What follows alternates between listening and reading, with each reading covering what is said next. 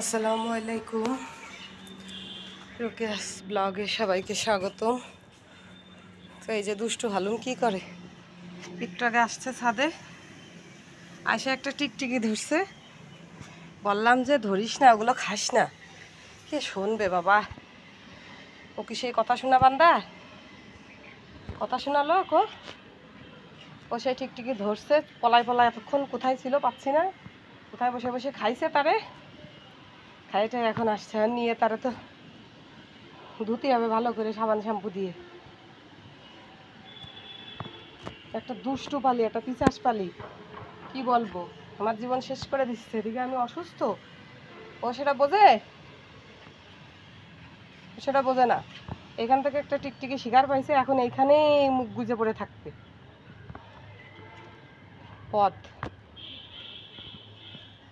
আর নাই, চল বললাম নিচের তো দেখা হলে, আমি চল ঘরে, চল ঘর না দৌড়াই, এক দৌড়ে ছাদে চলে আসছে।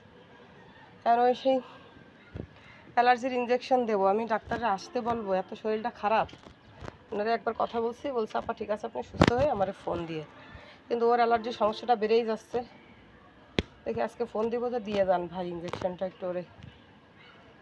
এখন এখানে দাঁড়ায় দাঁড়ায় সেই শিকারের অপেক্ষা করতেছে। বললো কিছু, এই ঠাডা পড়া রোদের ভিতরে এমনি রোদ উঠে না, আর রোদ উঠলে এই শুয়ে পড়িছে। এবার এখানে শুয়ে বসে, মানে বসে বসে অপেক্ষা করবো এখানে, যদি আর একটা শিকার পাই। যদি আরেকটা শিকার পাস, এই জন্য বসে থাকবি এখানে।